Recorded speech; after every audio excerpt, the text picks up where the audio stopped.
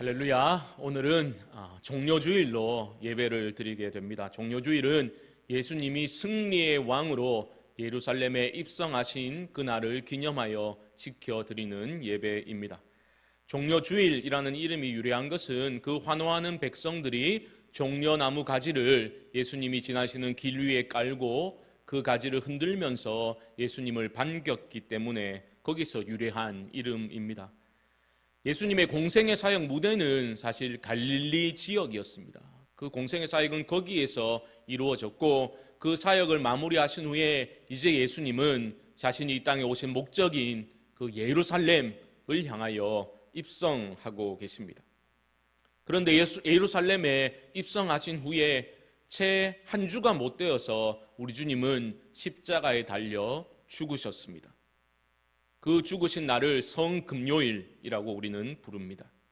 예수님은 분명히 왕으로 예루살렘에 입성하셨습니다. 그런데 그 왕의 모습은 일반적으로 사람들이 생각하는, 기대하는 그 왕의 모습과는 너무나 다른 모습이었습니다.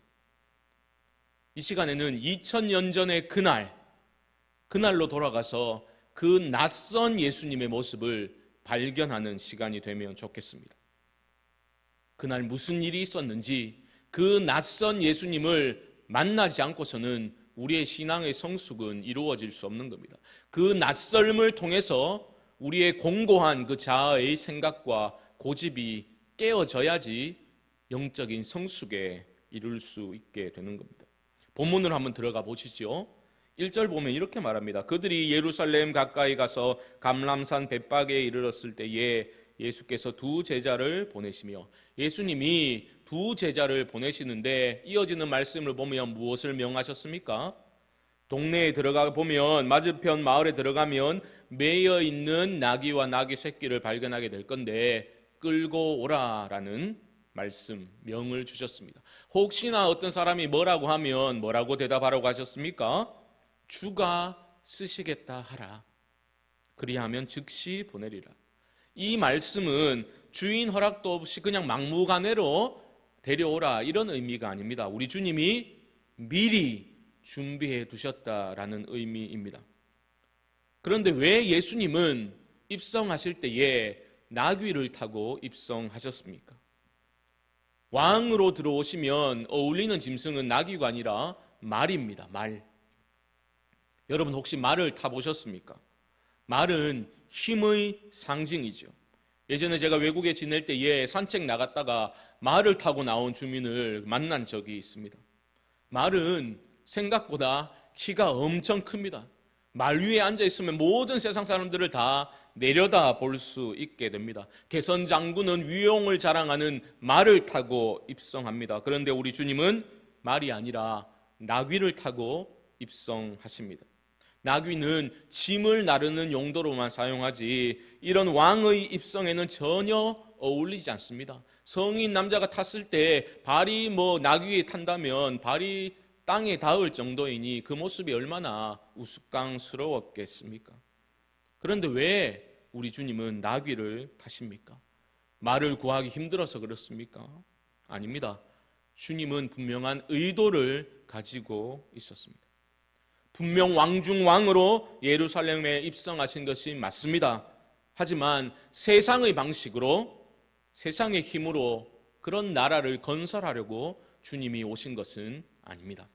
주님은 그런 흥망성쇠를 반복하는 그러한 세상의 나라가 아니라 영원한 하나님의 나라를 건설하기 위해서 오신 것입니다. 전혀 새로운 방식으로, 인류가 전혀 생각지도 못했던 왕의 모습으로 우리 주님은 입성하십니다. 생각해 보십시오. 하나님의 아들이 화려한 왕궁이 아니라 베들레헴의 마구간에서 나셨다는 것 자체가 너무나 파격적인 것 아니었습니까?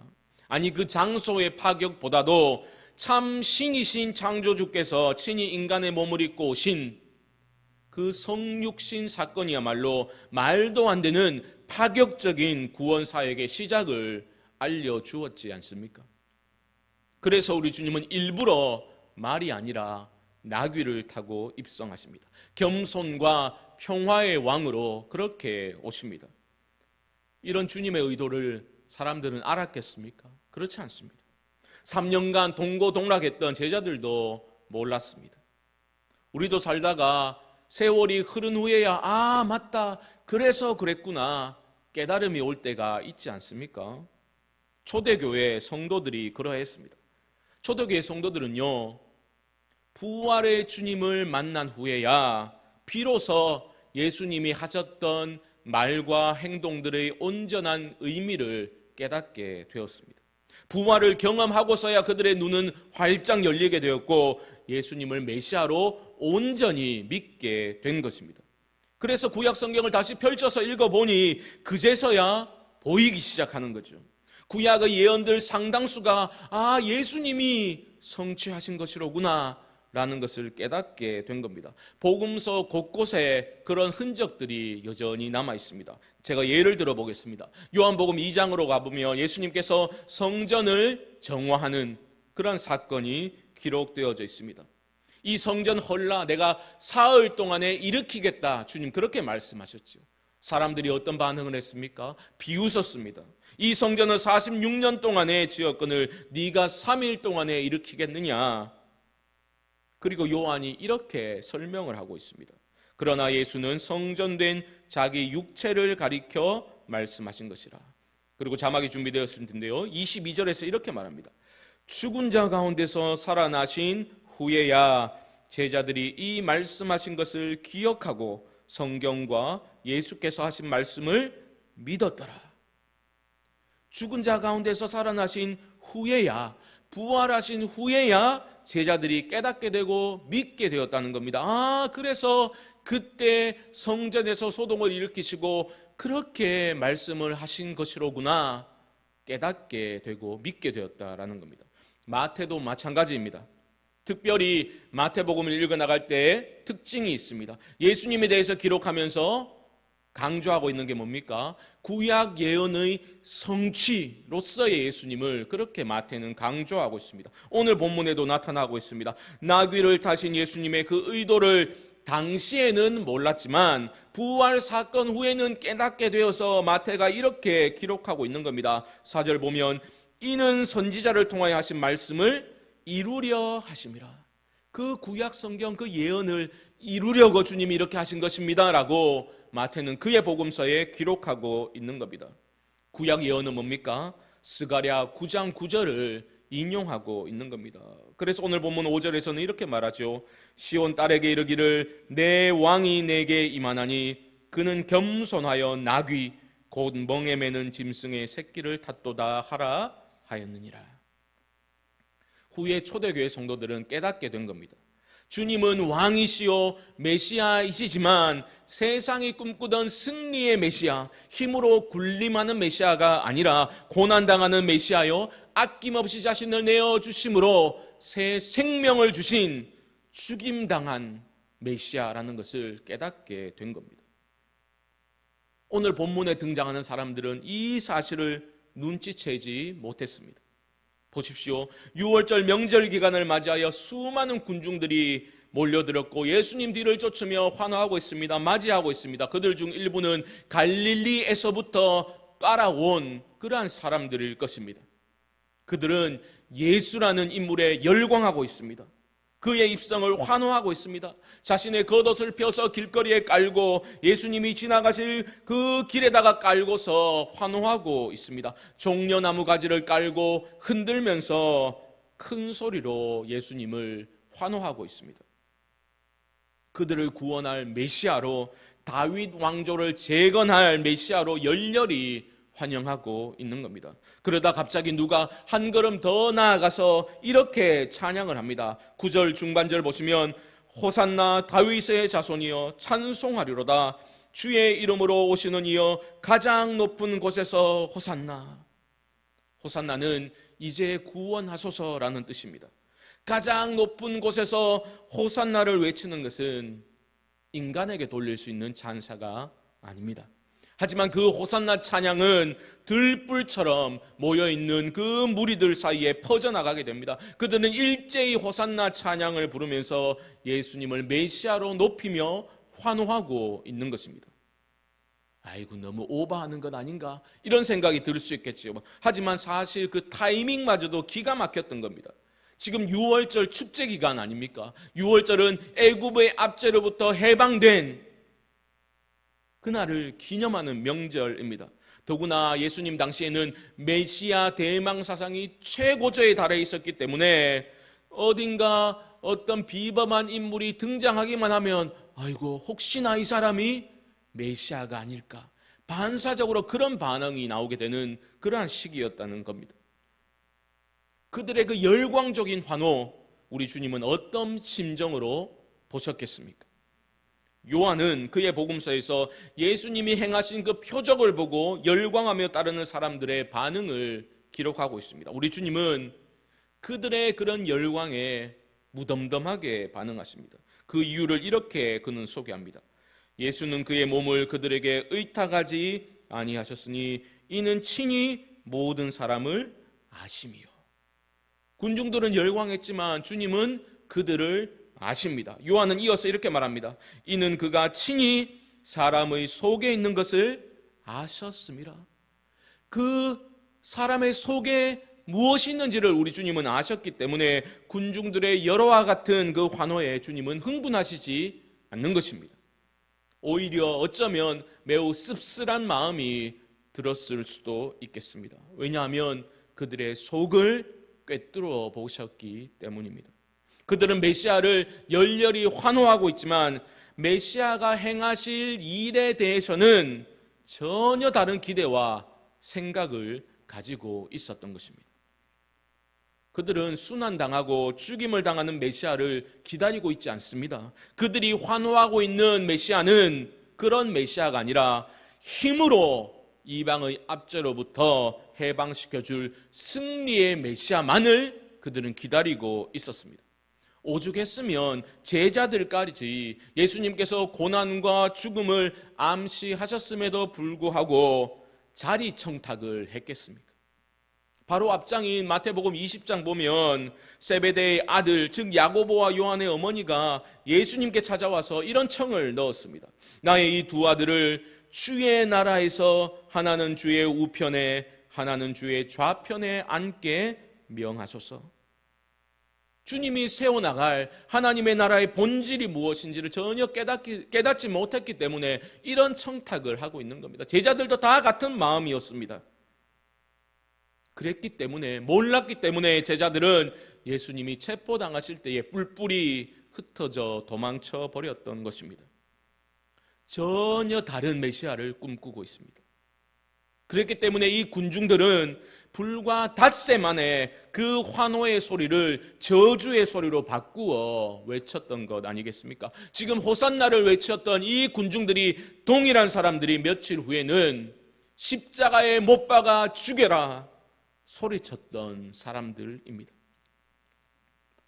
종려주의를 맞이하여 그 주님의 입성을 환호했던 군중들의 모습을 통해 우리 자신의 모습을 돌아보아야 할 줄 압니다. 그들은 자신들이 바라는 것을 이루어줄 그 메시아 외에는 아무런 관심이 없었습니다. 주님이 주실 진정한 구원, 하나님과의 관계의 회복, 다시는 목마르지 않게 만들어줄 그 생수를 그들 안에 터뜨려줄 그 주님의 마음에는 전혀 관심을 두지 않았습니다. 그들에게 있어서 구원이란 그저 이 땅에서 잘 먹고 잘 사는 것, 그들을 괴롭히고 있는, 압제하고 있는 이 세상의 시스템을 힘으로 전복시키고 그 안에서 만족하면서 힘으로 유지해 나가는 평화, 그것이 바로 그들이 바라던 구원이었습니다. 하지만 그러한 그들이 바라는 구원의 중심에는 인간의 탐욕이 도사리고 있습니다. 그런 작은 왕국의 삶에서 만족하고 살아가는 것을 하나님은 기뻐하시지 않으십니다. 더 큰 삶으로, 다시는 목마르지 않을 삶으로 우리 주님은 우리를 초청하고 계신데, 우리는 눈과 귀를 닫고서 우리가 원하는 대로, 내가 원하는 대로 내게 행하여 주옵소서, 이 말만 반복할 때가 얼마나 많은지 모르겠습니다. 주님은요, 우리의 필요를 무시하는 분이 결코 아니시죠. 하지만 우리의 먹고 사는 문제를 해결해 주시기 위해서 우리 주님 이 땅에 오신 것이 아닙니다. 그랬다면 오병이어의 기적을 일으키신 후에 사람들이 예수님을 억지로 잡아다가 왕으로 삼으려고 했을 때 우리 주님 그들의 기대에 부응하셨을 겁니다.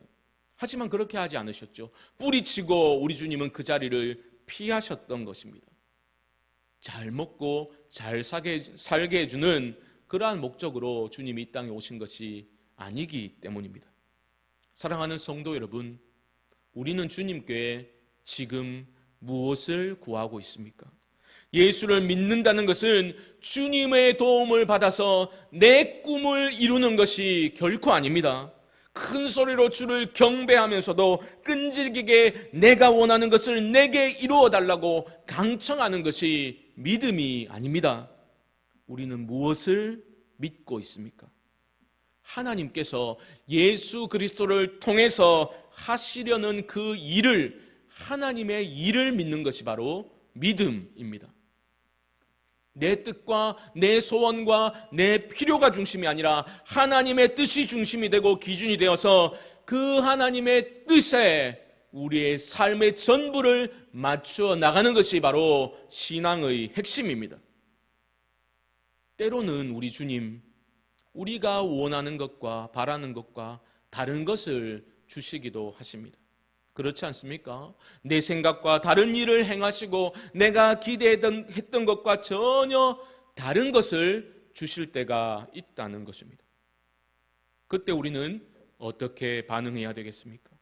그때 우리는 그런 주님이 너무 낯설게 느껴집니다. 아무리 생각해봐도 이건 아닌 것 같습니다. 이런 생각이 들 때 실망감이 찾아들고 어느새 낯섦은 분노와 원망으로 변해버립니다. 호산나를 외치던 군중들이 며칠 만에 십자가에 못 박아 죽여라 돌변했던 그런 모습에서 그리 멀지 않은지도 모릅니다. 하지만 이런 낯선 주님을 만나게 될 때에 그 주님을 밀어내지 마시고 주님을 신뢰하는 마음으로 내 생각과 고집을 좀 내려놓고 그분 앞에 머물러 있어 보시기 바랍니다. 내 안에 들끓고 있는 온갖 욕망과 염려와 두려움과 패배감과 교만한 마음까지도 다 내려놓고 하나님의 거룩한 현존 가운데 머물러 있어 보십시오. 잠잠히 하나님의 음성을 앙망하며 침묵 가운데 기다려 보십시오. 낯선 주님의 모습이 더 이상 낯설어지지 않도록 이끄시는 하나님의 성령의 어루만지심을 경험하게 되실 줄 믿습니다. 그때 나의 것들은 서서히 사라지고 하나님의 것들로 나의 내면이 충만히 채워지는 것을 경험하게 되실 겁니다. 그것이 바로 우리의 생각과 기대를 뛰어넘어 역사하는 하나님의 은혜인 줄 믿습니다. 군중들의 그 열광적인 환호 속에서도 참 우리 주님 외로우셨겠다 그런 생각을 하게 됩니다. 호산나 찬송하며 구원받기를 그렇게 외치면서도 진정한 구원의 길에 대해서는 무관심했던 사람들의 그 환호에 우리 주님 어떤 마음이셨을까 생각해 보게 됩니다. 하지만 주님에게 있어 그 느낌은 중요한 게 아니죠. 흔들림 없이 우리 주님은 그렇게 자신에게 주어진 그 길을 걸어가고 계심을 오늘 본문은 우리에게 보여주고 있습니다. 이 모습을 우리는 주목해서 보아야 합니다. 우리 주님은 하나님의 뜻에 순종하는 것, 거기에만 집중하셨기 때문에 그렇게 하실 수 있었습니다. 사명에 충실하신 그 모습을 우리는 보고 있는 것입니다. 우리는 이 땅의 것들에 집착하고 내가 주님께 바라는 것은 늘 세상적인 가치들이 우선순위를 차지하는 것이 대부분 아닙니까? 하지만 주님의 모습을 보십시오. 주님은 제자들을 향해서 이렇게 말씀하셨습니다. 나의 양식은 나를 보내신 이의 뜻을 행하며 그의 일을 온전히 이루는 이것이니라. 하나님 주신 사명에 집중하고 계신 예수님은 이 땅이 어떻게 자신을 대접하는지에 대해서는 관심이 없으셨습니다. 그래서 나귀를 타신 거예요. 세상은 힘의 상징인 말을 타라고 말하지만 그러한 말을 탄 왕을 대우하지만 우리 주님은 볼품없는 나귀 새끼를 타고 입성하셨습니다. 주님은 낮은 자들, 소외된 자들, 율법이 죄인으로 낙인 찍은 자들을 그들과 함께 어울리며 먹고 마시셨죠. 하지만 주님을 어떻게 대접하는가에 대해서는 관심을 두지 않으셨습니다. 매우 자유로우셨습니다. 참 부끄럽습니다. 우리의 모습은 어떠합니까? 나는 이 정도 위치에 있으니 나는 이 정도 대우는 받아야 되고 나는 이 정도 차는 타줘야 되고 나는 이 정도 집에서 살아야 되고 어디를 가든지 나는 이 정도 대우는 받아야지. 사람들의 대우에 우리는 너무나 민감하게 반응할 때가 대부분 아닙니까? 눈에 보이지 않는 하나님의 시선과 하나님의 평가보다는 사람들이 나를 어떻게 평가할까? 나를 어떻게 대우할까? 얼마나 사람들의 시선을 의식하며 살아가고 있는지 모릅니다. 그 모든 세상적 차원의 가치들과 세상의 평가와 인기와 사람들의 칭찬의 한없이 가벼운 공허감을 깨달을 때 우리는 정말로 붙들어야 될 가치와 걸어야 할 길이 선명히 보여지게 되는 겁니다. 우리 주님을 보십시오. 군중들의 그 환호성을 뒤로한 채 입성한 후에 가장 먼저 찾아가신 곳이 어디입니까? 12절 이하의 말씀을 보면 예수님은 성전으로 들어가셨죠. 성전으로 들어가셔서 한바탕 소동을 일으키셨습니다. 소위 성전 청결 사건, 성전 정화 사건이라 부르는 것입니다. 그런 소동을 일어난 원인이 무엇입니까? 13절에서 분명히 이렇게 밝히고 있습니다. 기록된 바 내 집은 기도하는 집이라 일컬음을 받으리라 하였거늘 너희는 강도의 소굴을 만드는도다. 보십시오. 종교 지도자들이 장사꾼들에게 독점권을 주고서 터무니없이 높은 가격으로 거래하게 한 다음에 그것을 용인함으로써 자신들의 배를 불렸지요. 그들이 강도입니다. 교활한 강도입니다. 또 권력을 잡은 자들에게 뇌물을 줘서라도 자신들의 이익을 챙기는 일에 최선을 다했던 장사꾼들도 강도들입니다. 하지만 성전을 방문했던 이들은 어떻습니까? 그들은 그저 선의의 피해자들일 뿐입니까?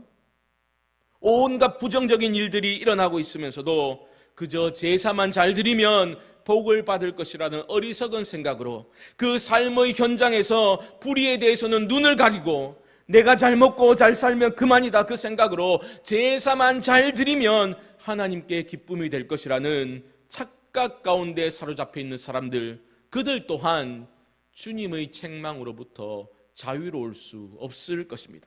한마디로 하나님의 임재가 사라져버린 성전을 통해서 하나님과의 그 관계가 깨어진 것에 대한 문제의식조차 느끼지 못하고 그저 자신의 욕망을 쫓아 살아가는 모든 사람들을 향한 주님의 준엄한 심판의 메시지라는 것을 우리는 기억할 수 있어야 하는 겁니다.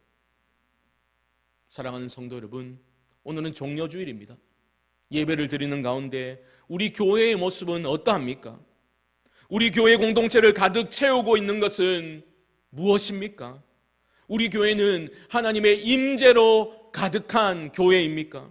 삶의 현장에서 하나님의 뜻을, 내 뜻이 아니라 하나님의 뜻을, 하나님의 꿈을 추구하기 위해서 몸부림치고 주님과 동행하는 그 감격을 가지고 나와서 주님께서 기뻐 받으시는 예배를 우리는 드리고 있습니까? 그럴듯한 형식이 있고 순서가 있고 활동이 있고 인간의 전통은 있지만 정작 하나님의 강력한 임재는 사라진 인간의 욕망이 들끓고 있는 강도의 소굴로 전락할 위험으로부터 과연 우리 교회는 안전하다고 보장할 수 있습니까? 자신할 수 있습니까? 교회의 연약함을 지적함으로써 자기 자신을 향한 비판을 물타게 해서도 안 되겠지요. 우리 각자가 주님의 성령이 거하고 계신 성전 아니겠습니까? 주님은 우리 각 사람의 성전된 마음을 주목하시면서 주님이 과연 나에게 뭐라고 말씀하실지 여러분 생각해 보셨습니까? 우리 각자의 마음 성전은 정결합니까? 우리 마음 성전은 진실한 기도로 채워져 있습니까? 거룩한 하나님의 현존 앞에 머물면서 내가 간절히 바라는 그 모든 것들이 낯설게 느껴지고 하나님의 뜻이 내 마음 성전 중심에 들어서는 변화가 우리 안에 일어나고 있습니까? 나의 마음 성전은 하나님을 신뢰하는 마음으로, 그 믿음으로 충만합니까? 세상의 그 모든 세상적인 것들과 가치의 공허함을 절감하고서 오직 주께만 소망을 두고 살아가겠다는 간절한 기도가 우리 마음을 가득 채우고 있습니까? 내일부터 시작되는 고난주간, 그 특별 새벽기도회를 통해서 영상으로든 오셔서 참석하시든 그 고난주간에 낯선 예수님을 새롭게 만나는 깨어짐의 역사가 우리 안에 일어날 수 있게 되기를 주님의 이름으로 간절히 축원드립니다.